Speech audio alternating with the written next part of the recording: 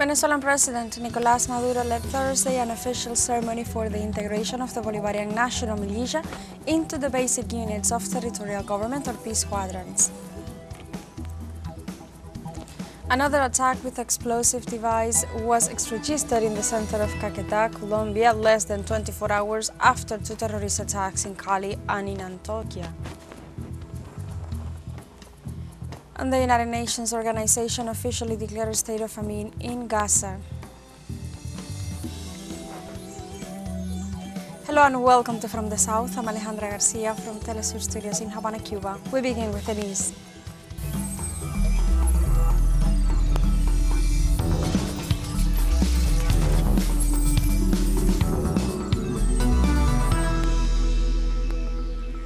Venezuelan President Nicolás Maduro led Thursday an official ceremony for the integration of the Bolivarian national militia into the basic units of territorial government or Peace Quadrants.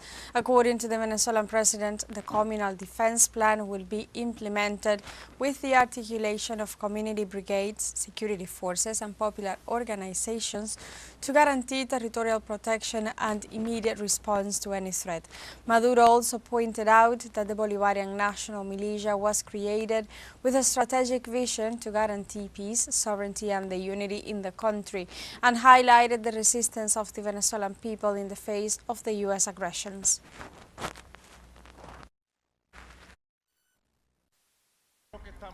But we are today observing. What we are observing, and you know this better than anyone, is something that we have built along the years of revolution.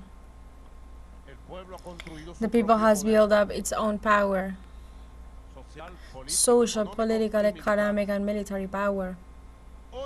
Today, there are no differences between the powerful, professional and revolutionary Bolivarian armed forces and the people in arms. In Venezuela, different organized sectors of the population remain firm and raise their voices to reject any attempt of interference and aggression in the face of threats from the United States. Our correspondent Andrea Romero with more. Between open businesses and informal sales, this is what the center of the Venezuelan capital looks like.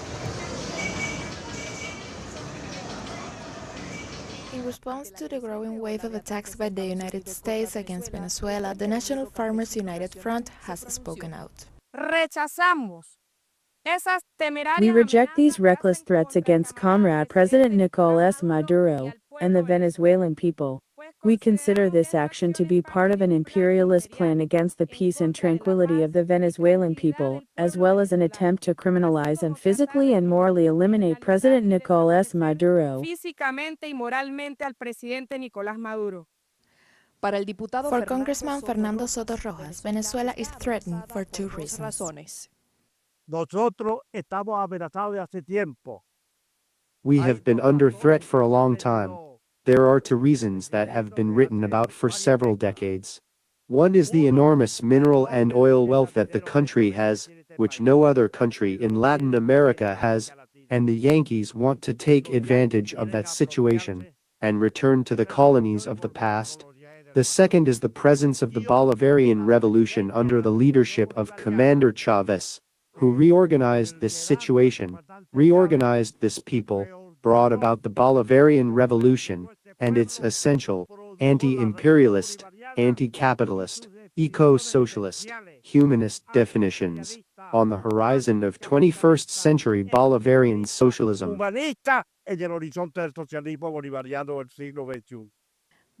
Revolutionary Square, the Front of Revolutionary Women expressed its support for President Nicolás Maduro and its commitment for national sovereignty. We women raise our voices and condemn the attempt to drive our country into situations of destabilization, riots, and terrorist acts that have already been overcome by our people's desire for peace and popular power, as well as by the awareness of women who are builders of peace and guardians of life. We are going to defend the only constitutional president, whatever the cost, and we will not allow them to get their claws into our homeland, our soil, our mountains, because, as Chavez said, there is enough island here. There are enough people here, but there are also enough ovaries here, and we will defend it, whatever the cost. Solidarity and determination strengthen the commitment to defend Venezuelan territory. This collective resistance sends a clear message that no external pressure will be able to break the will of Venezuelans or their commitment to the future of their country.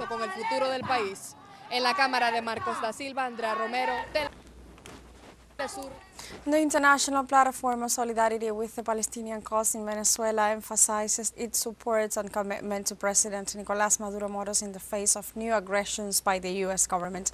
The document states the following: "We express our strongest support and commitment to President Nicolás Maduro Moros, the tireless leader of the Bolivarian Revolution and defender of the oppressed peoples of the world." The text also highlights it is deeply ironic that a country like the United States, the world's largest consumer of drug and an active accomplice in financing and supporting drug trafficking groups linked to the international right wing, would seek to point the finger at a government like that of Venezuela, which has demonstrated an unwavering commitment to the fight against narco-terrorism. And it ends with the following: "We reiterate our absolute conviction to accompany in the defense of our sacred homeland. We call on the international community not to be deceived by campaigns of disinformation and manipulation. Behind these actions lies the terrorist, Zionist and fascist right wing of our country, which, in alliance with imperialism, seeks to plunge the world into an unprecedented catastrophe."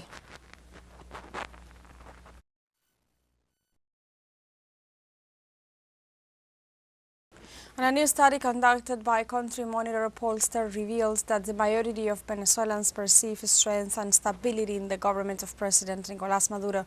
The survey also shows a clear dominance of the United Socialist Party of Venezuela in the people's political references and a disapproval of the media narrative that presents Chavismo as a minority.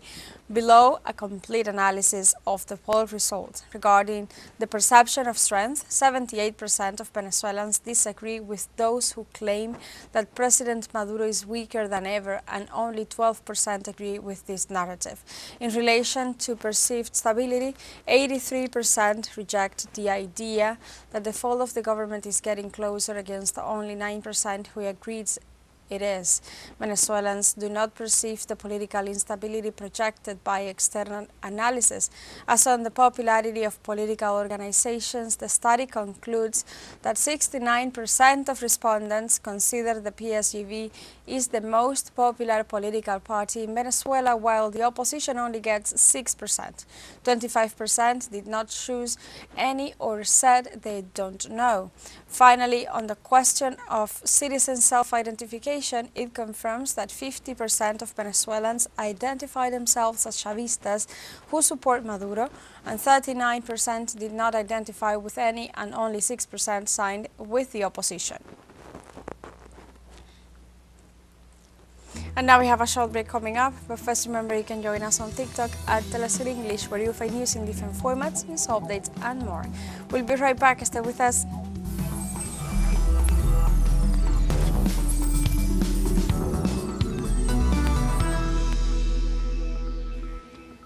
Welcome back to From the South. In Colombia, less than 24 hours after the terrorist attack in Cali and on a helicopter in Antioquia, another attack with an explosive device was registered in the center of Florencia, Caqueta. According to information provided by the police of Caqueta, in the early hours of this Friday morning, an explosive device was detonated in the center of Florencia, only 1 block away from the municipal mayor's office. The explosion, which occurred in an area of high commercial traffic, left no victims, but several establishments with material damages. According to the authorities, security councils will be convened in coordination with security forces and the Attorney General's office, the Ombudsman's office, and other control entities in order to analyze the situation and take preventive decisions. In this context, the President of Colombia, Gustavo Petro, declared that he will not decree a state of internal commotion in the country after the terrorist attacks of the last hours. This is what he said at his exit from the Security Council held in the city of Cali, where one of the worst attacks of the last years took place this Thursday. The head of state assured that they will strengthen the mechanisms they already have and also left installed a permanent unified command post to attend to the emergency. And the former Colombian president Álvaro Uribe could face other investigations for crimes against humanity while he was governor of the Department of Antioquia in 1999, 95 and 1997. From Bogotá, our colleague Hernán Tobar with a report. Estos audios dados a conocer tras una declaración en audiencia. In audios released after a statement in a hearing before the Special Jurisdiction for Peace, the brothers Francisco and Jaime Angulo Osorio, responsible for the murder of a human rights defender, are part of a compendium of testimonies that linked the former president to the massacres of El Oro and La Granja in the Department of Antioquia during the years 1995 and 1997 when he was governor. Y 1997 cuando fue su gobernador. They authorized the operation, and in history we have come to know that all the members of these organizations were mostly the paramilitary chiefs and commanders themselves. They were involved in human rights violations in everything that happened in Antioquia and in the country. It was the pilot at the national level, it was the rehearsal with which they acted. These organizations became apparently legal cooperatives during the day and were paramilitary cooperatives at night. De día eran cooperativas, de noche paramilitares. Buenos días a todos los presentes. Sus declaraciones se generan bajo la investigación. Their statements are generated under the investigation being carried out in this department and the responsibility of civilian third parties in relation to crimes perpetrated by the security forces and agents of the state. The brothers have claimed to have been part of these organizations, intermediaries between the paramilitaries, the army and the governor's office, in a relationship of financing and delivery of information, testimonies that are added to other statements. Pobladores de la zona, paramilitares. Local residents and former paramilitaries in particular testified that a helicopter from the governor's office of Antioquia flew overhead during the massacre of the Hope. Es imposible pensar que el gobernador de ese entonces, que seguía al detalle todos los... It is impossible to think that the governor of that time, who followed in detail all the movements of his officials, would not have had information about what was happening. De Antioquia, el desplazamiento de los paramilitares y la amenaza de la masacre. Una red de apoyo logístico y financiero. A network of logistical and financial support that involved civilians, state actors, and adds more and new elements in relation to the massacres of El Oro, where 17 peasants were killed, and La Granja, where 4 people died, events that occurred in the municipality of Ituango, Antioquia. In 2018, the Inter-American Commission on Human Rights condemned Colombia for these events, and the Supreme Court declared them crimes against humanity that are not subject to statute of limitations. There are mechanisms in place, the 1968 Convention on the Imprescriptibility of Crimes Against Humanity that the Colombian state ratified and then ratified in 2002. Rome Statute, which in its Article 29 establishes that crimes against humanity are imprescriptible, and that is part of our political constitution and is also in the Colombian Penal Code. Las víctimas esperan que estas investigaciones. The victims hope that these investigations will move forward and reveal the possible responsibility of the governor at the time, Álvaro Uribe Vélez, who is sentenced for other crimes to 12 years imprisonment, which he provisionally evaded due to a tutela action in his favor. Hernán Darío Tobar Gaitán, teleSUR, Bogotá, Colombia. In other informations, on Thursday, a judge in the United States ordered the closure of the Alligator Alcatraz Migrant Detention Center due to environmental damage. Magistrate Kathleen Williams has decided that the facility, built in the southern state of Florida, must be closed within 60 days and consequently prohibits further confinement. The prison, installed by President Trump's administration in the Everglades, an area of wetlands and marshes that act as a natural kidney and filter and store water for millions of people will, according to experts, cause irreparable damage to the ecosystem.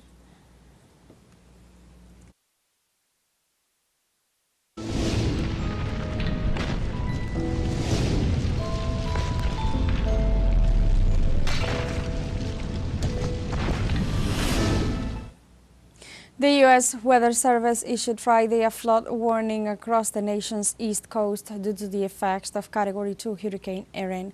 New Jersey authorities issued Thursday a state of emergency in preparation for the storm, which brought coastal flooding and hazardous surf conditions to the region. According to local media, crews rescued at least 50 people from cars, bars, and restaurants amid flooding in Margate City on the Jersey Shore. Erin moved northeast after battering several East Coast states with coast flooding and life-threatening rip tides. This comes after Hurricane Erin hit North Carolina's Outer Banks with strong winds and waves. Several areas along the East Coast issued swim bans through Friday, including New York City. We have a second short break coming up. Before, we invite you to visit our Facebook page at teleSUR English. There you'll be able to watch our top stories, special live coverage and much more. Follow our page and activate the notification button to stay up to date on the world's most recent events. Final short break, don't go away.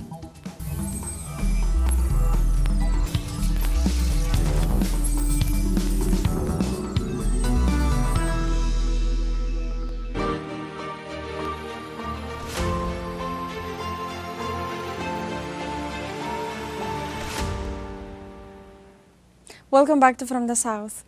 Hungary and Slovakia filed a formal complaint with the European Commission on Thursday due to the third attack by Ukraine on the Druzhba oil pipeline in southeast Russia, the main oil supply route for both countries. Foreign Ministers Peter Siharto and Juraj Blanar warned that the interruption in the flow of crude oil could last at least 5 days, raising concerns about energy security in the region.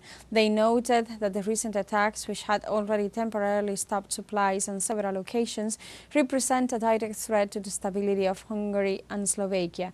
In addition, officials recalled that the European Union had committed itself to protect the critical energy infrastructure of its member states and demanded that these promises should be fulfilled immediately.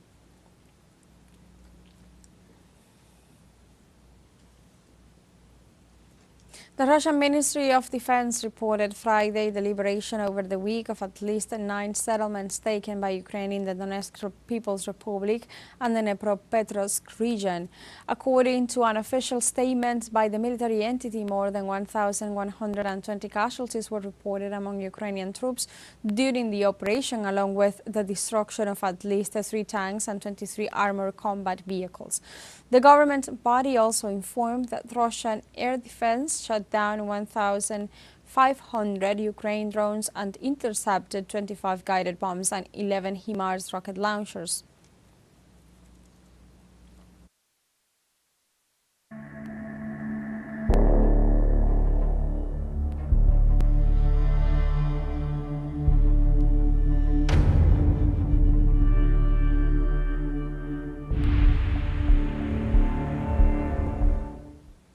The United Nations organization officially declared a state of famine in Gaza. It is the 4th time in history that this verdict has been issued. The last time was in 2004 in Sudan. Although the genocidal government of Benjamin Netanyahu has systematically denied a famine according to the Integrated Food Security Phasing Classification (IPC), a globally recognized system to back up the severity of insecurity and malnutrition, it is abruptly confirmed. Although the United Nations made previous warnings, it did not want to make the announcement official until it had the scientific data. According to these results, in the city of Gaza and its surroundings, including 3 cities and several refugee camps, the meter's requirements are met. More than 20% of households face extreme food shortages, more than 30% of children suffer from acute malnutrition, and there are 2 or more deaths per 10,000 inhabitants per day due to absolute starvation. Israel's occupation regime refused to allow foreign medical teams to enter the Gaza Strip. According to local media, Israeli troops denied entry to two health workers from the United States and France who were ultimately informed that they cannot access the Palestinian enclave. Medical staff pointed out that their protest against Israel actions to the media contributed to their being barred from entering Gaza. The doctor said that the ban was also due to the fact that Zionism does not want doctors to reveal what is happening inside the Gaza Strip due to its expansionist plans. And this Friday, Yemenis took part in a massive protest in solidarity with the Gaza Strip and against continued Israeli aggressions. The protesters chanted slogans rejecting the international silence on the massacres against the Palestinian people, as well as the hostilities, aggressions and restrictions that have caused what the United Nations consider the worst humanitarian crisis ever. The Yemenis also condemned the positions of some Arab regimes and issued a statement expressing their total support for Gaza and the Palestinian resistance. The document congratulates the Yemeni armed forces for their operations as they consider it the most just response to support the Palestinians and confront the Zionists of Israel.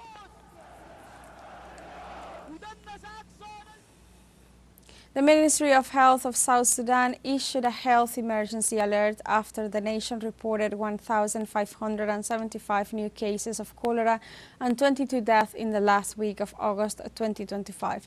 The organization informed the disease has spread to 18 states in the country, adding the collapse of the health system to the devastation caused by the conflict affecting the region. Cholera has affected more than 40,000 children in the African nation, including 20,000 under the age of 5. In its latest review, the health authority raised the total number of confirmed cases to more than 101,000, with at least 2,515 deaths reported since the outbreak was declared in August 2024.